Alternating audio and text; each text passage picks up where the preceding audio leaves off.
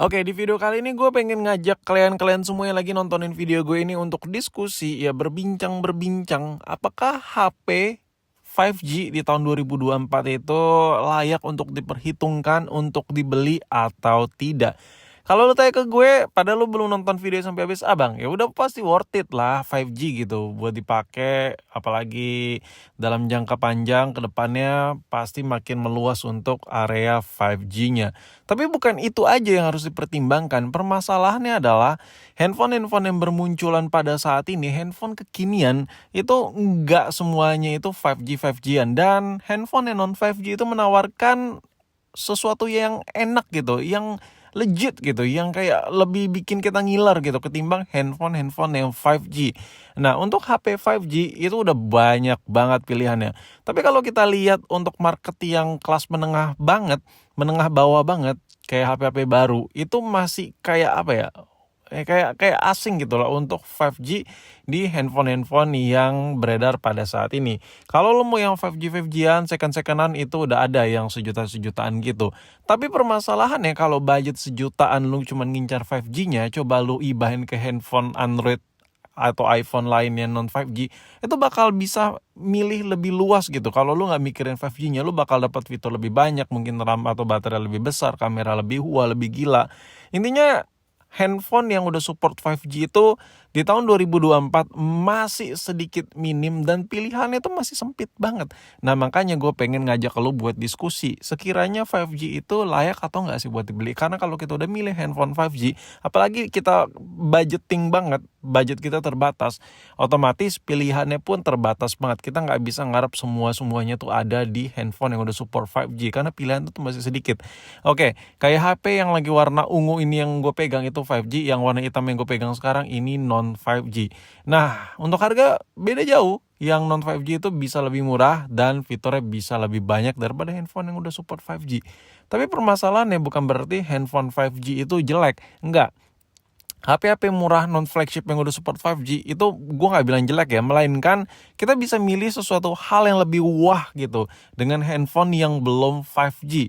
Karena brand pabrikan pada saat ini itu gak terlalu mentingin banget 5G. Contoh kayak handphone yang lagi gue pegang ini, rata-rata tuh mereka tuh lebih mikirin, gue buat gimmick nih ya kan, dengan entah itu RAM-nya gede, entah itu kameranya boba-bobaan meskipun hasil jepretannya tuh ampas.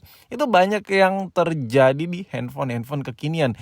Bukannya mikirin, ya gue nyiptain HP yang penting bisa dipakai sama orang, sama masyarakat, sama konsumen tuh udah support 5G. Enggak. Sekarang tuh brand gak mikirin ke situ, lebih ke gengsi-gengsian. Padahal apa ya, kita beli handphone yang non flagship itu udah pasti gengsinya tuh dipaksakan kalau dikasih kamera boba-bobaan, meskipun gak gitu aslinya ya, lensanya kecil-kecil dalamnya, dikasih layar AMOLED udah pasti kualitasnya beda sama yang flagship. Tapi itu nggak salah, namanya itu mengikat konsumen, mengikat market. Kan tandanya tuh ada marketnya di Indonesia. Tapi kalau kita lihat handphone 5G itu masih belum sewah yang non 5G ya kan. Kalau yang non 5G itu banyak banget pilihannya, kayak HP yang lagi gue pegang ini, kayak fresh banget gitu ya kan. Dan itu nggak salah ya, sekali lagi. Tapi kalau kita spesifik fokus ke yang 5G-nya, lu tuh nggak agak susah gitu menemukan handphone yang banyak gimmicknya, yang enak dilihat, yang wah banget rasanya, yang udah support 5G. Itu masih sangat-sangat terlimitasi dan terbatas. Jadi kayak gimana gitu. Nah, makanya gue pengen ngajak lo buat diskusi. Coba dong tulis di kolom komentar, apakah pengorbanan gue udah dapat nih handphone, wah yang gue suka, contoh kayak Itel S213, wah gue udah suka banget nih, gue pengen beli, tapi belum support 5G nih. Nah, apakah lo tetap beli atau nggak beli? Kalaupun lo beli, lu nggak peduli 5G 5G-an, tulis di kolom komentar. Kalaupun lu harus beli, lu beli yang 5G, lu nggak mau beli yang non 5G, tulis di kolom komentar. Tapi kalau kita balik ke brand yang lain, contoh kayak Apple nih. Apple itu kalau kita mau lihat udah support 5G 5G-an, ini mulai dari series-series yang lagi lu lihat ini. Dari series 12 Pro, pokoknya dari line up 12 ke line up 15. Nah, itu dari sisi harga. Intinya kalau lu mau 5G 5G-an di Apple Croak, di iPhone-an yang udah support 5G, lu tuh harus punya budget minimal 4 juta, itu dapat yang inter-interan non resmi resiko IMEI terblok, atau yang resmi-resmian minimal sedia uang di atas 6 juta yang udah support 5G. Dan kalau HP-HP jadul, apalagi kayak yang lu lihat ini SE gen pertama first generation, ini lu nggak bakal ada 5G 5G-an di HP ini.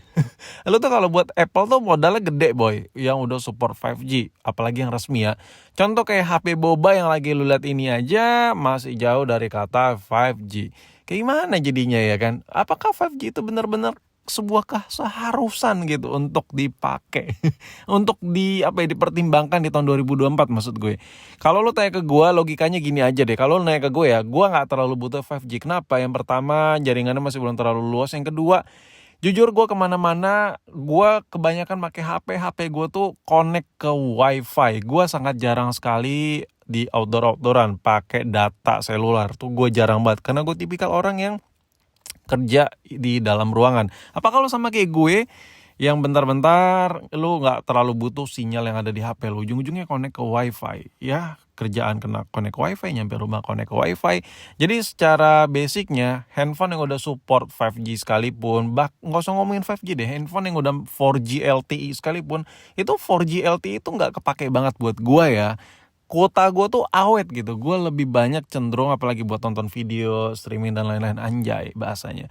Itu lebih ke connect to wifi. Dan kalau lo tanya ke gue, buat gue masih belum terlalu butuh. Tapi mungkin buat lo yang emang tinggal di daerah yang udah super 5G, why not gitu, itu worth it loh, worth it. Tapi kalau lo nanya ke gue, enggak. Gue tinggal di rumah gue itu masih belum teralirkan 5G ya, masih pedalaman lah.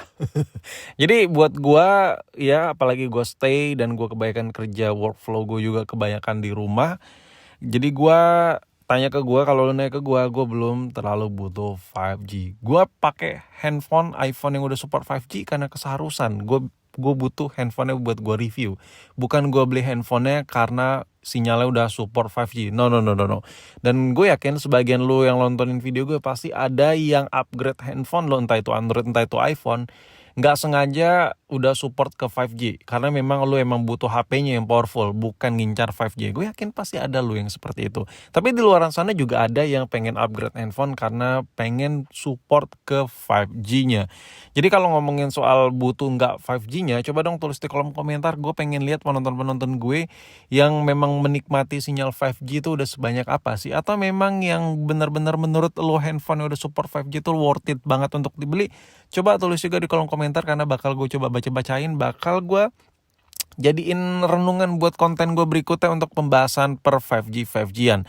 Nah, kalau HP 5G itu mau yang dari murah sampai yang kasta flagship, itu menurut gue udah pasti jauh lebih powerful daripada handphone yang masih LTE-an.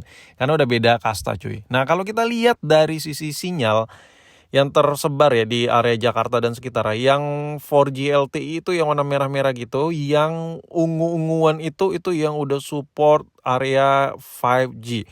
Dan lu bisa lihat perbandingannya masih merajalela sinyal 4G LTE dibandingkan si 5G-nya. Gimana kalau kita keluar kota, nggak usah jauh-jauh lah, keliling-keliling jauh. Kita melipir-melipir masih di Jawa Barat aja. Kalau kita cus dari Jakarta ke Bandung, lu bisa lihat itu mayoritas rata-rata tuh sinyalnya tuh terkoneksi dengan 4G LTE semua tuh yang warna merah-merah ya.